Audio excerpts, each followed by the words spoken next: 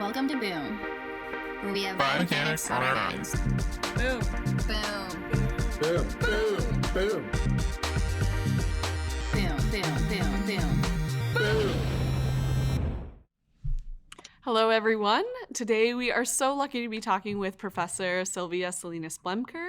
Silvia is a professor of biomedical engineering at the University of Virginia and CSO/co-founder of Springbok Analytics. And we're really excited to talk about what both of those roles entail. And we're so excited to have you. Thank you for being with us today. Awesome. Thank you. Excited to be here. So can you first share when you knew that you wanted to be a biomechanist? Sure. I feel like that the answer, it's a little hard to say like the instant in time. Like I didn't have like an aha moment per se. But I mean, for me, I was always interested in movement and anatomy. I was a dancer growing up. I did ballet and I liked physics and math too. And so pretty early on, my mom got me a book called The Physics of Dance. And I just thought that was super interesting and cool. I didn't, Wait, is this what, sorry, did Antonia also, our last guest mentioned this book as well. It seems like it's really? inspiring many scientists. Yeah, it's pretty old too. I should go find it. I wonder if I could run up. I think it's actually in my office at UVA, but so that was inspirational. And then I guess the next moment for me was like trying to figure out what to study in college. I, liked biology, was good at math overall. My dad was a mathematician. So you sort of had to do something related to math, but it just made a lot of sense to me to do that. And at that time, there were very few biomedical engineering programs. Before Whitaker, they had all of their programs that they helped start. So I randomly got a letter in the mail from, I think it was Boston University. And it's so funny. This one letter actually had a profound impact because there was no internet then or anything. So I knew about engineering, but I kind of didn't want to do it because my brother was doing electrical engineering. So I was like, I don't want to do what my brother's doing. But then they said, well, you did well on the math SAT and you say you're interested in medicine or biology. You should think about this new major called biomedical engineering. And I was like, whoa, that sounds cool. So that led me to apply to BME programs, and there weren't that many at that time, so that was helpful. I ended up going to Northwestern for undergrad, and then my first biomechanics experience was doing research at the old, now it's called the Shirley Ryan Ability Lab. Then it was the Rehab Institute of Chicago. My first biomechanics mentor was Tom Buchanan, who's now at University of Delaware, and working on a sim, not OpenSim, like the precursor sim model of the wrist. I helped make it wave. I looked at I was trying to make sure that the radial ulnar deviation moments matched published values. And so then Tom Buchanan took a new position, and Scott Delp welcomed me to keep working with him. And through that, I just kind of got hooked on it and never really looked. I had spent time in other research labs in other areas like material science and even like a biochemistry lab. And I thought research was cool, but those research topics just did not get me as excited as biomechanics. So here we are. It was a long time ago. Yeah. I feel like that's a refreshing story to hear too. Like you said at the beginning, it might not have been a singular aha moment, but maybe a series of serendipitous things occurring and also just continuing to follow your interest. I kind of think of that letter, the scene that came to mind. I think it's because I watched Harry Potter recently, or rewatched it recently, like the owls flying in and dropping off the letters. Right. Yeah. Like, it's kind of just, pre-internet, the owls were. Exactly. Yeah, it's crazy. And it's a little sad that I didn't look at Boston. I grew up in Kansas, so like going to Boston sounded like very scary to me. But going to Chicago, Northwestern was a lot more like palatable. So yeah, that makes sense. And now we're so glad that you have stayed in the field throughout that time, because your work has been really inspiring and made such a big impact. And we'd love if you could share a little bit more about what's been going on in your lab currently. Sure. So I'm continue to be interested in muscle biomechanics, really understanding how muscles work from the kind of the inside out, understanding from the very small scale of how muscle cells or fibers function, their mechanics and their biology, all the way up to understanding muscle distribution across joint systems and how that impacts human movement. And so over the years, I've sort of straddled between developing new tools and concepts to model and study muscle, to applying them and thinking about ways to have impact in a wide variety of ways. I would say the common threads are modeling, imaging, and skeletal muscle. I'm also very agnostic to which muscle. There's sort of like lower extremity people and upper extremity people, and I'm like, they're all muscles. They all deserve our attention. So over the years, my lab has done modeling projects and imaging projects in a range of muscles. Lower limb, upper limb, but then a lot of we call them like the other muscles. So we study muscles involved in speech, muscles of the eye, the breathing muscles. In fact, I wore my diaphragm muscle earrings today. Wow. That is very cool. Just came across these ones. We study the diaphragm muscle, which controls breathing, and exhalation is pretty cool. It has fibers that start at the rib cage, and they insert into like a central tendon. Maybe I'll take it off. That might be a little better. I don't get too close. And then so these are the fibers that come into a central tendon. So we find that convergence of fibers into that tendinous structure interesting. And we've been studying, now I have to get it back in. It's going to be tricky. But with the ear kind of looks like a scallop shell. Yeah, exactly. And that's helpful too, I guess, for people listening. Who might be listening. But you might have to jump on the YouTube channel to check out the diaphragm earrings. No, that's that's very cool. So they're all interesting. I feel like it's, and depending on the application, we got into the diaphragm because we started studying Duchenne muscular dystrophy, which is a progressive muscle wasting disease, impacts almost all skeletal muscles, not all of them, which is interesting, but the diaphragm is really highly affected later on, and really causes the kind of intense progression at the end for these boys. So we thought this is a really good muscle to get into, because the mechanics are important and for this clinical problem. Wow. So you mentioned it's incredible that you're like at all these different scales of development and also application, but then also cellular, muscular, whole body level. You're looking at multiple muscles. You said you're not just lower body muscle or upper extremity muscle kind of person. So what's the motivation for looking at all of these different muscles? Because that's not necessarily traditional. Some people, like you said, are sort of siloed into one area or one type of muscle. Yeah. I think it's kind of like, in many ways, it's sort of a mindset, I like to look at things from the big picture. I'm a bit of a nonlinear thinker and a little bit of like to connect dots. It's always been something that fascinated me, like connecting dots between fields, being interdisciplinary.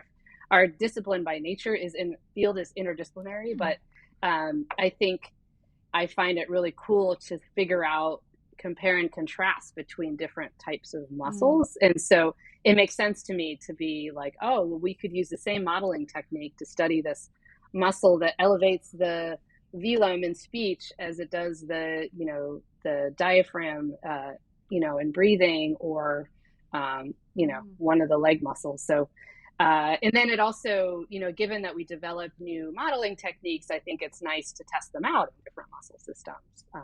So, yeah. And I think, the other piece is this gives the opportunity for students that work on these different projects to really become the expert. In a lab, like, you want to have a lab environment where there's enough overlap in the tools and techniques and the type of thinking that people can really work together. But I think it's also really empowering for students to have a thing that's their expertise.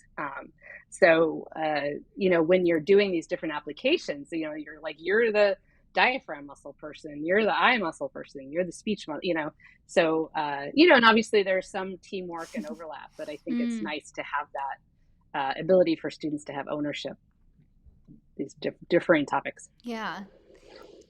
Yeah, that makes a lot of sense. And I'm curious about, you mentioned Duchenne muscular dystrophy, and I'd love to learn a little bit how you connect these different levels of muscular research to this disease in particular. Like, how has it benefited taking this more, this larger span of research, studying that disease in particular?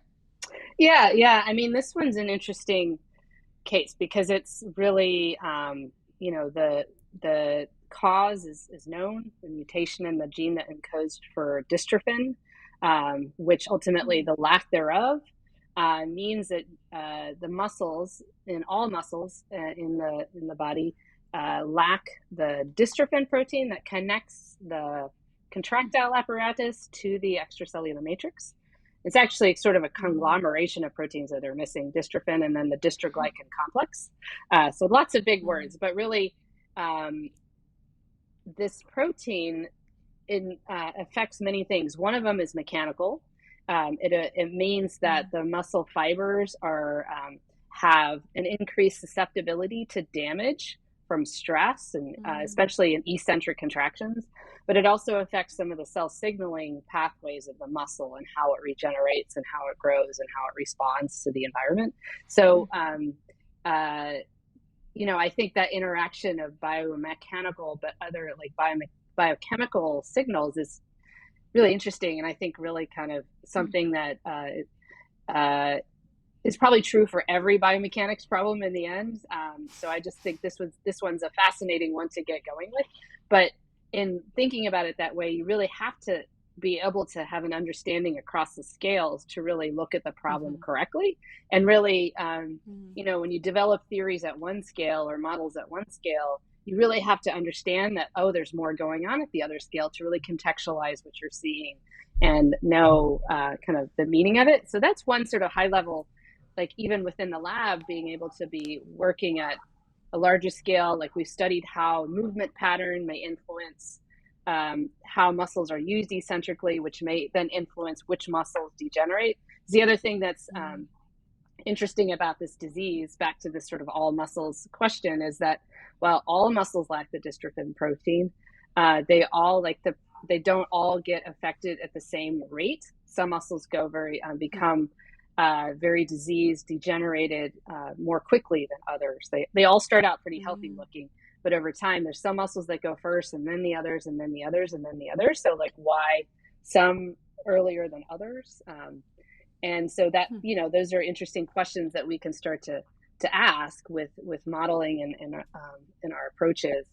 So I think, and then, sometimes findings at one scale sort of lead to detailed studies at the other. For example, we were finding, when we were doing kind of muscle level experiments in mice of the tibialis anterior muscle, looking at kind of how fibrosis in the muscle impacts injury, regeneration, and stiffness, we found that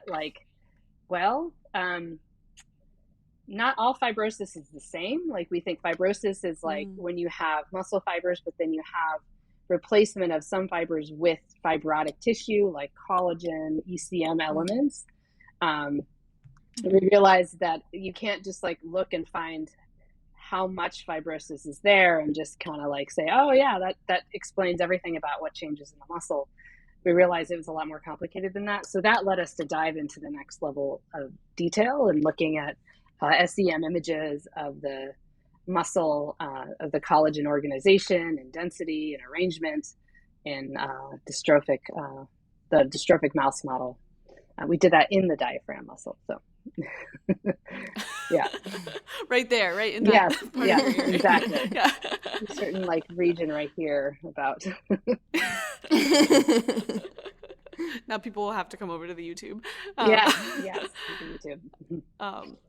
Well, that is so cool to see how things connect and how, like, I like how you said earlier, like it's like different students working on these projects that sort of motivate the different areas and the way that you explore, but then also motivate each other and how these things connect. And oh, I'm seeing this, I can just see, and another student seeing this, oh, why are those different, what are the mechanisms there? So just so cool. And I'd wonder if you could just tell us a little bit more about what that interaction is like. How do you facilitate that? Is like, what is a lab meeting like? Is it like you're all talking in different subgroups, and how just what does that look like, and how do you manage that such everyone's on different scales and different perspectives, but then synergizing everyone together?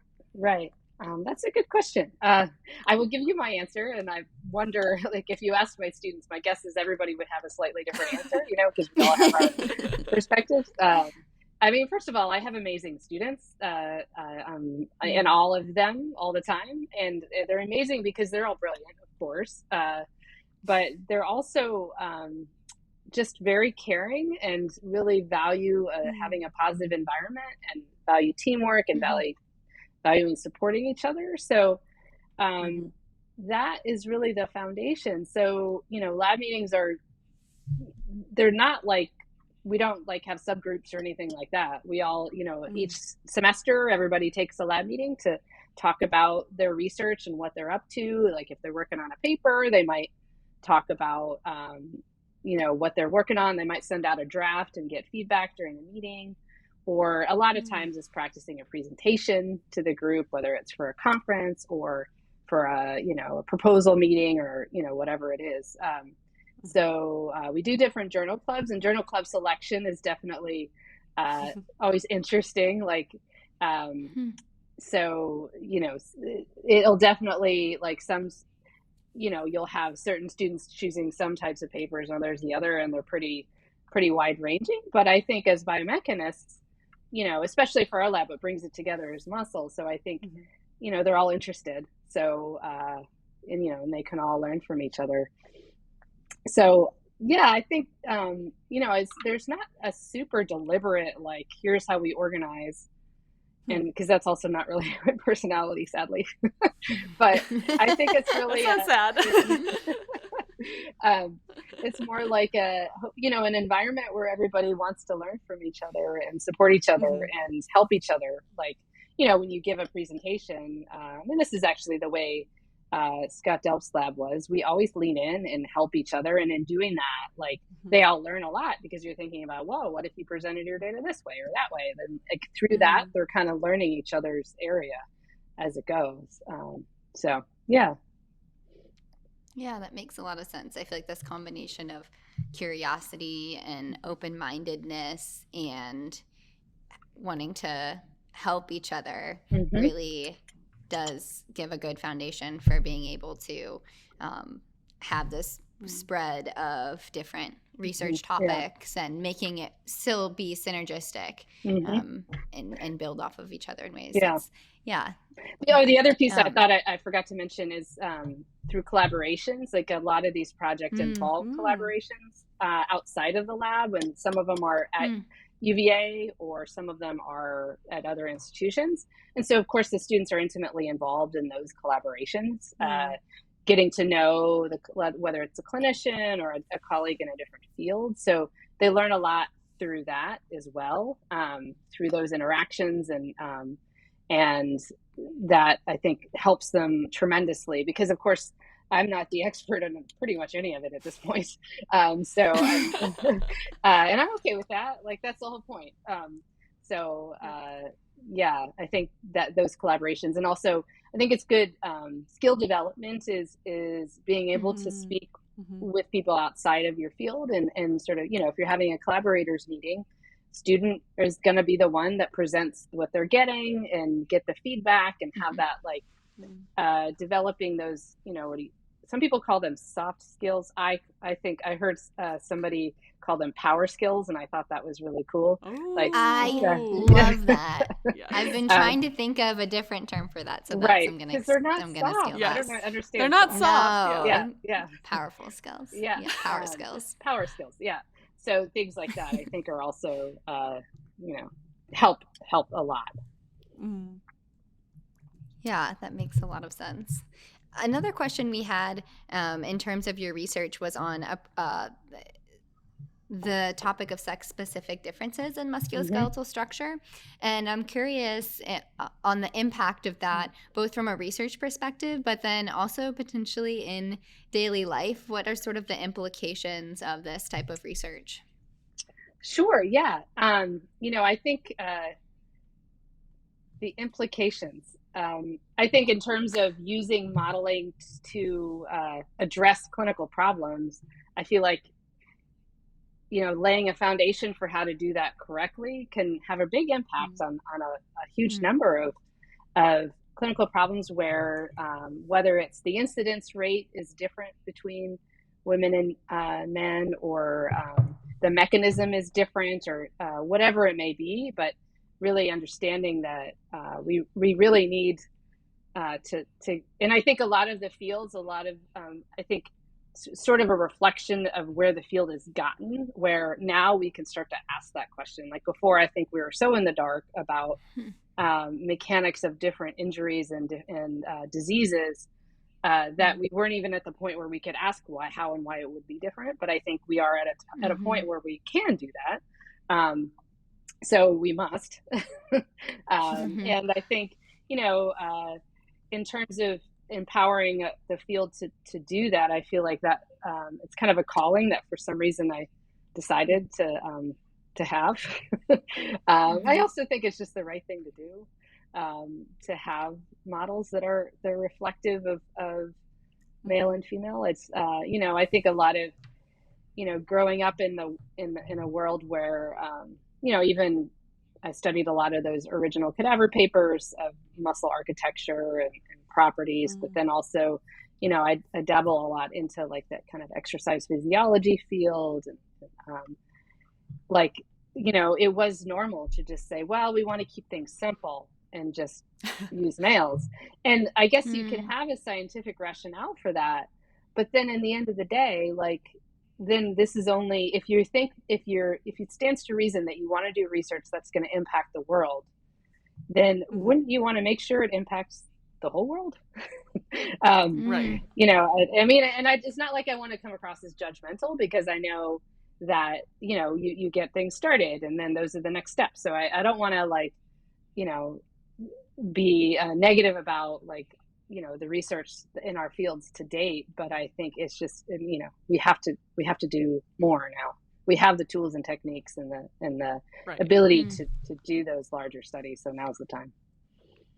Right. I like that you framed it as a responsibility. Like, I think, and looking at everything in context in the past, like you said, that wasn't necessarily possible, or that was an assumption that we had to make or something. But now taking on that responsibility of our tools and technology, and also I think perspectives have shifted a little bit too about what is okay, and pushing past what's just simple and doing what's right, or what we're called to do. Right. So we're excited that you've taken on that calling, and get to learn about it from you. Oh, good. Yeah. So switching gears a little bit away from your research, we also want to take some time to talk about academic entrepreneurship. Is that something you've explored and are, an expert in as well? And we know that we introduced you earlier as the co-founder of an AI power analytics company called Springbok Analytics. Am I pronouncing that correct? That's correct. Yeah. Okay. And you run that alongside other researchers from UVA.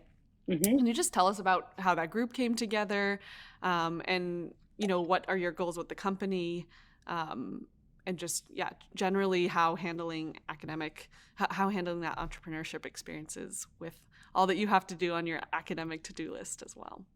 Sure. Yeah. I will say I'm not an expert. So you've got experience. Yes, experience, but not expert. I'm work in progress.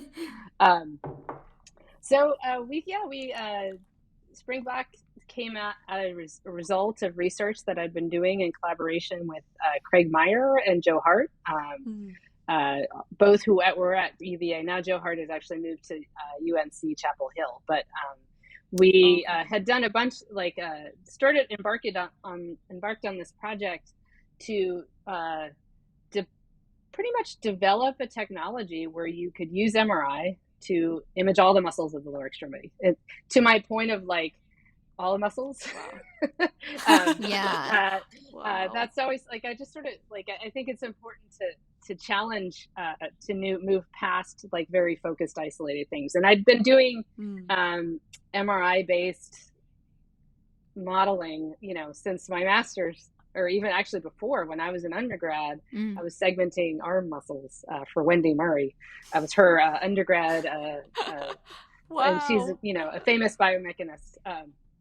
So she mentored me then, and I started to see the value of using MRI to quantify muscle architecture, properties, geometry, and stuff like that. And then my master's work was using MRI to do MRI-based modeling of the lower extremity. We did the crossing the hip and the knee. And then after that, just been doing MRI-based stuff for a long time, and just sort of thought, well, I think it would be really cool if you could sort of develop a imaging protocol, but then also an analysis method to just cover all of the lower extremity muscles. Because there's a lot of research using, bits and pieces to study this muscle and this patient population, that muscle, that patient population, but not something holistic, which I think ultimately holistically in the application I was interested in then was cerebral palsy, where every kid is a little different and different muscles are affected differently. So, we developed that, and we did it, we developed a normative database, images and muscle volumes, and then we get kids with CP, and we did a bunch of different patient populations, and then moved on to athletes. We were also funded by a foundation called the Culture Foundation that provides endowed money to, actually Stanford has one. There's a number of them around the country, and they support translational research. So we first sought our funding from them, and they were supportive of our work and funded us multiple cycles. But they were really the ones that sort of kind of pushed us and encouraged us to think more entrepreneurial and translational. We think you have something here. You should think about it. So we sort of decided, well, let's give that a go. So we applied for SBIR funding, and we got that. So then we were kind of okay, we got to do it now. So we hired our first employee, Shui Feng, who was our first CTO. And, that was a long time ago, actually. That was I believe it was 2013. And so we were, for a while, had to spend a lot of time figuring out how to make our processing automated, because it took about 50 to 60 hours per scan to do that on the research side. Wow. But as a result of the research, we had developed the training data set that we needed to develop the AI approach. So, I mean, as you know, for a task like that, you really need a really solid, big training data set. And that was a lot of hours by many students. And so how many muscles is that in the 35, lower body? 35 per leg. Wow. Per leg. Wow. Yeah.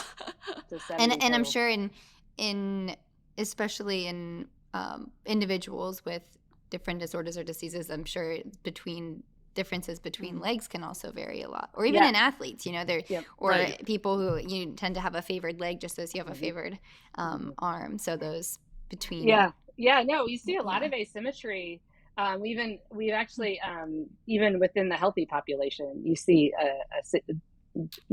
somewhat decent level of asymmetry, and it's not like the dominant side is always bigger for every muscle. There's a fair amount of like flip flop between them. That's I think it is important to get both legs. So talk? Sorry. Oh, go ahead. I was just going to say, like, we through the course of our SBIR funding, we got the technology to a point where now it's pretty much less than an hour can we do the AI processing, and then we still have somebody manually look through this segmentation to make sure it's accurate. And then as a result of all of our data, we have some really cool ways to display information about muscle volumes in a way that can be useful and actionable by whether it's an athlete or somebody recovering from an injury or surgery. So now we've moved more to the commercialization phase of a company. So now we have investor money and we're selling, still writing grants and further R&D. That's really my role now as CSO, is exploring, we have a product, but then we're kind of continuing to advance that, but then also developing other products that are, have kind of varying applications. Yeah. Can you give an example of, I liked how you said that there are cool ways to understand and analyze the data now, and you're presenting understandable parameters and ways to think about the muscles. Can you give just one example of maybe some parameter or analysis that might come from that? Sure. Yeah. I mean, one very simple one that we were just talking about is percent asymmetry for each muscle. So we display it visually in a color code, like where, like the bigger side is blue and the smaller side is red. So if it's blue and red, it's very asymmetric. If it's tan, it's symmetric.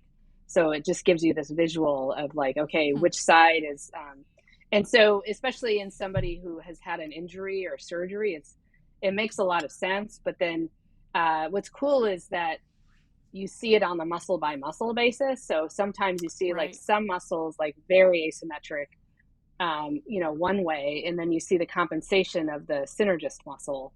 The other metric that we have, we call it a Springbok score.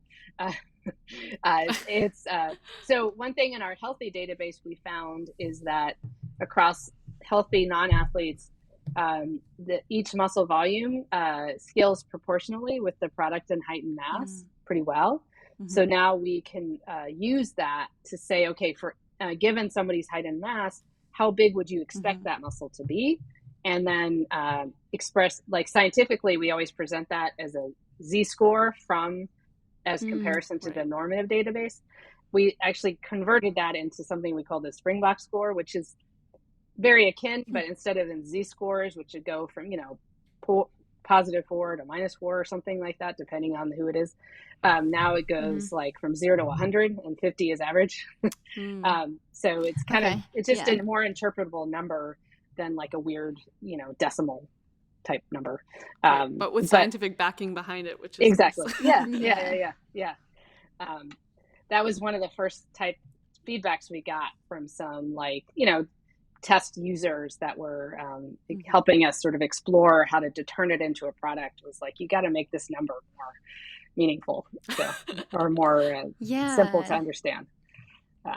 It's really cool to get that type of feedback that you wouldn't necessarily think about and you're saying too, unless you're trying to translate into a product or a company where you are doing user testing and that sort of thing. And I'm curious about the additional benefits of actually taking your research and translating it to, or forming a company with it versus sort of keeping it as a tool that your lab has developed, and what are the benefits of actually making it into a product or commercializing it? Yeah, it's a good question. I think that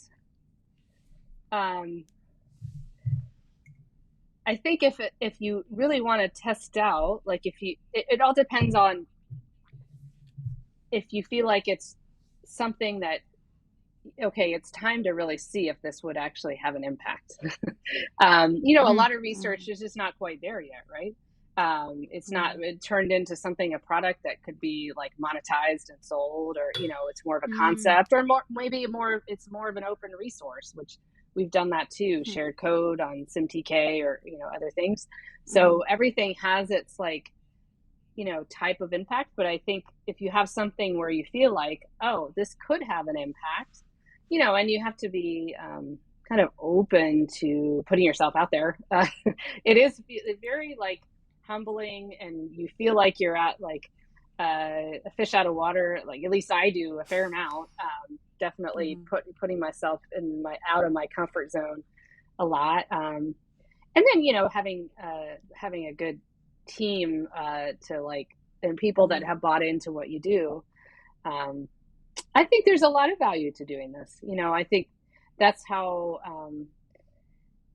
I think a lot of times research will sit, and that's okay. I mean, it's public, if it's published and everything, that's a lot of my lab is in that category.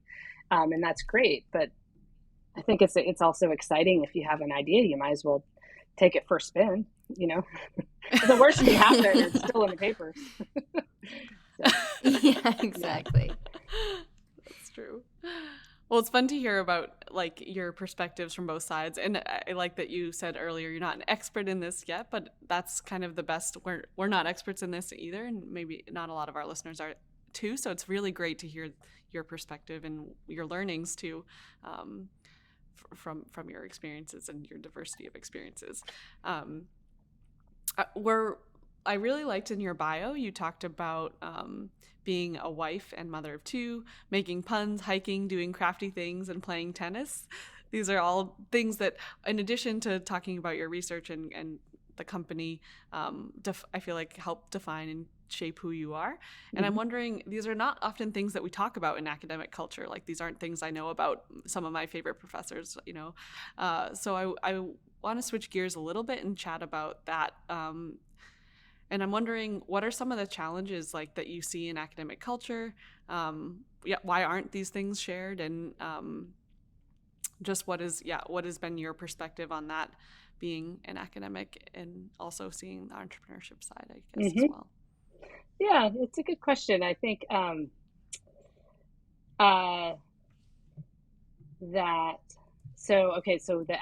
why is it not that normal to talk about things like that? I don't know. I mean, I guess I can't say why I think that the academic culture, why it has been that way. I feel like it's better to be a genuine, authentic person. I think that's always better. Some of it is learning about who you are and what you're comfortable with sharing. But I feel like a culture or groups become a lot more, what do I say, supportive when people are authentically who they are and share their full experiences. I think that's really important.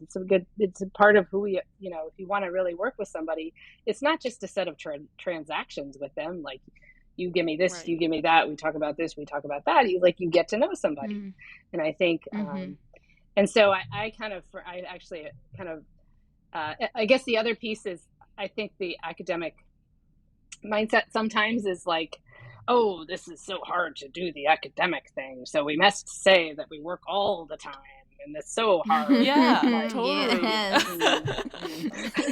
That voice cool too. I hear that voice. Yeah. I'm so busy, I never work, or I never do anything but work, or whatever. Right. Exactly. It's really not true. I don't think. I mean, there's obviously any vocation that is, I don't know, something that you're really passionate about and you want to succeed at, you're going to work hard, but academia is not the only one, but why are we the ones that have this like sort of thing where you can't be you talk about anything else and you have to say how hard it is and all the grants and everything. And those things are hard, but so is it to be many other things, like many things, including, most importantly, being a good parent. Like that's pretty much the hardest thing, the hardest job there is out there, I think personally. Yeah. And, many people do it. So, I guess doing anything really well, it takes a fair amount of work, but you don't have to make it totally define you, or you don't have to pretend like you don't have a life. I think you can have a life. That's such a great point of staying authentic and really just leaning into what it is that you value. And I remember talking about this with Scott recently, where I was like, I just hear that you're just working all the time in academia, and maybe people are suggesting industry so you can have a more balanced life. And he was like, you, whatever job you do, like you're gonna be the same person, and it's not really the job. It's that it's you setting those boundaries, and perhaps in academia we just have really passionate people who enjoy working a lot. But then it's also important to make sure to prioritize these other things like you're talking about. I agree. Yeah. I guess the piece that I think is good is being okay. I think the more of us that are okay with not perpetuating this like intense culture, more like we do what we want to do. And we also have a life. I think that will help change the culture, Yeah.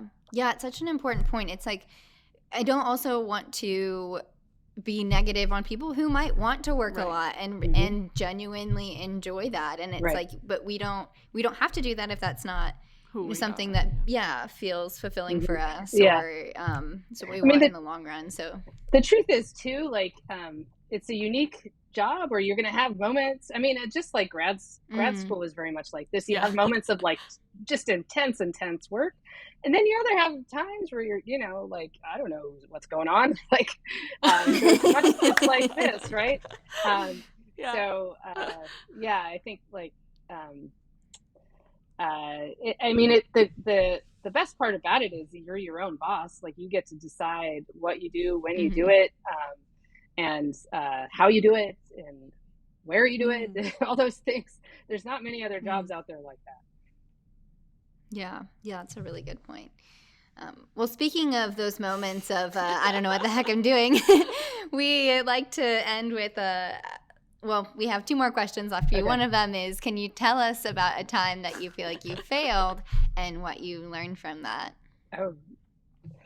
I feel like I just fail every day pretty much, but can relate. That's science, right? Actually, can I spin that around for slightly? I'm happy to share many stories, but I have a bit of like a philosophy too, and it has a little bit to do with some thoughts I have about what may prevent some like younger women to go into like STEM fields. And I think it's a perfectionism tendency that many women have, myself included, how we're kind of constantly judging ourselves and striving for pretty much an unachievable level of perfection inside and out, like how we look, what we do, what we wear, what our work looks like, how we, all the different things. And, at the end of the day, like, I guess life in general, but especially, a career in STEM and in the academic culture is all, research is just a whole bunch of different failures. And so is like the academic life. You're constantly writing grants and you're getting rejections and the paper rejected or whatever, so many different things. And so that can be very much at odds with this sort of tendency to want it to be perfect, right? To want things to be perfect and want to people to perceive you're perfect. just be perfect. So I feel like more, it's like almost just realizing that that's a tendency, and being okay with not being perfect, just being who you are, and being okay with failure and being humble about it, but just moving on, like is just a really critical part of this type of job, because ultimately, we were talking about impact and different ways to have impact, and which, like, I think we're all in this world because we want to have an impact. And so if you focus on that, as opposed to like whether you achieve that impact by being your whatever that unachievable perfect version of yourself is, that doesn't matter if you were perfect or not. If what matters is the impact you wanted to have. So I think it's just a sort of a thing that I've thought about a lot over the years, and something I try to encourage people to fight the perfectionism tendencies, which I see a lot more in female students. Yeah. And reframing, I like the reframe to the thinking about the larger picture, right? And the impact that we want to have, and like that we all share that vision. So let's do what we can to help each other and ourselves like get there, Yeah, it helps take the pressure off a little does, bit. Like it's not necessarily about me being this extreme achiever. It's about something bigger, right? That we can, and feels more collaborative too, and less. Right. Well, it also allows you take more. You'll empower yourself to take more risks too, because with this like perfectionist tendency, we're always doing the calculus of like, well, what if I fail at that? That's gonna that's not good. But if you can like take sort of release that burden a little bit, then you're gonna be more successful, honestly. And happier doing it. Right. I want to we have one more question, but I want to take a moment to like pause on this, because I was having a conversation with some friends the other day, and they were kind of feeling like sort of deflated from a fellow lab mate who like had submitted something to Nature, and they felt like so bad that they hadn't like had anything worthy of submitting to Nature yet. And I felt like there's this disconnect, like that's sort of, we were talking about how that's a little bit, that feeling is so valid, right? It's a feeling I feel like we've probably all had in comparing and to others, but also like thinking about this bigger picture, like that's such a small picture, short-term view of something, right? Like that Nature paper is just one thing, and then like thinking of it, the scope of like a research career, right? Like that paper is just one drop in that bucket of a research career. Or even if you zoom out even further, just beyond one scientist, right? Like talking about a field, like it's not always often that like one paper is right, like defines a whole field. So like how to have impact on that scale is like not just about one Nature paper, right? It's about a series of really good and rigorous and technical work that that you create, and doesn't have to be defined by having a Nature paper. Right. I mean, here's maybe one way to look at it. Like I would probably argue that most research that had an impact wasn't in Nature. It's just one journal, right? So it's like not the only way to have impact. It's a great journal, but it's not the only way. And I guess the other one is like what the quote, like comparison is the enemy of joy. Is that right? Have you heard that one? Yeah, yes. I think that's Yeah. And we're also like programmed to compare, but it's never good. It's never helps. Like it's natural, but like I would tell your friend, like, like that's great for your lab mate, but it doesn't mean that you're any worse. You're still doing your research. You're doing a good job.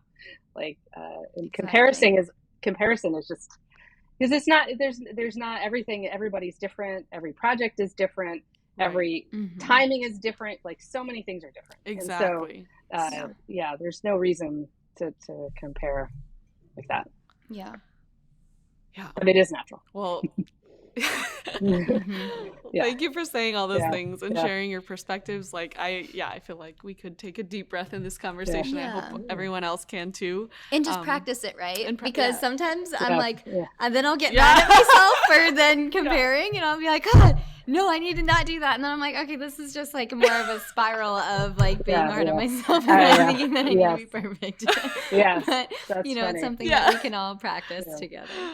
Little like word of advice I like to, or related to what you were saying with your kind of internal dialogue there, Melissa, is it's actually something that, and maybe you've heard this before, but something that came from my good friends I play tennis with, where, you know, in some ways tennis is like a microcosm, or playing a sport is a microcosm of like kind of the emotions of life, where, you know, you have like lots of failures, lots of misses. I don't know. You get in your head. If you're negative about your game, you're going to play worse. If you have a good, confident attitude, you're going to play better. If you can move on from a bad point, that like, you know, you'll do better. All those different things, you know that. But it's easy to spiral into like a negative, like, oh, I'm terrible at this game. And one thing we tell each other is, like, I hear my friend saying that to herself, or my friend hears that me saying that to myself. She'll just say, "Don't talk to my friend like that." Oh, I love that. So like thinking about like, would you ever, like, even pausing yourself and be like, imagine if you were, you know, this was your friend talking, or somebody talking, hearing like somebody heard you talking to yourself.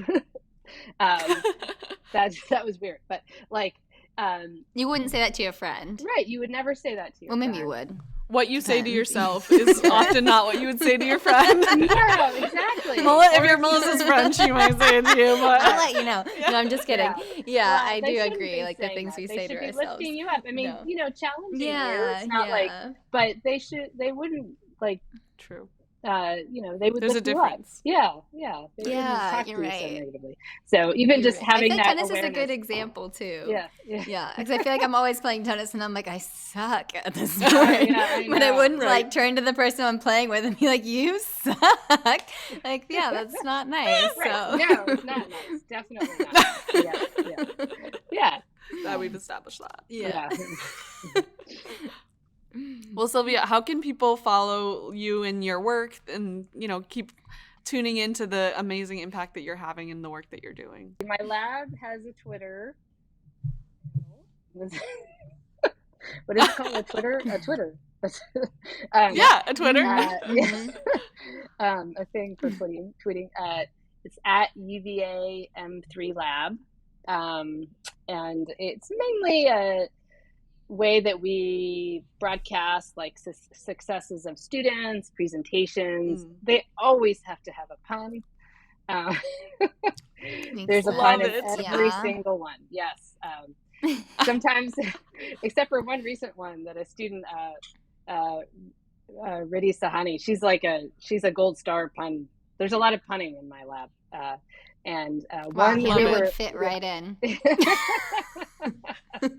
That's what my friend says about me. Oh, really? Oh, that's amazing. You're good at puns. Yes, good. Oh, you would fit right in for sure. Yes. But one, we thought we were making a pun, but it was in a tweet. But then we realized afterwards that it's really not a pun at all. So we laugh about it. But anyways, every one of them has. At least an attempt at a pun. To dig that up and put it in the show notes. Yeah, hopefully. Yeah. They always put quotes around like the pun part. And in case you didn't get it, this is the pun. Yes. This particular one was like, what? But, yes, we have a lot of. So then, Springbok has a LinkedIn, and awesome. I think there's an Instagram account, but I don't really know much about Instagram, sadly.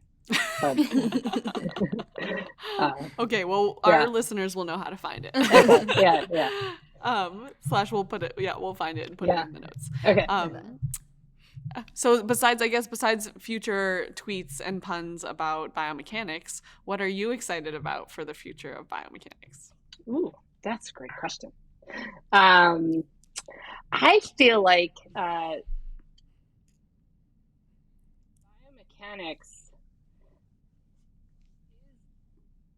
is becoming more relevant to the whole world.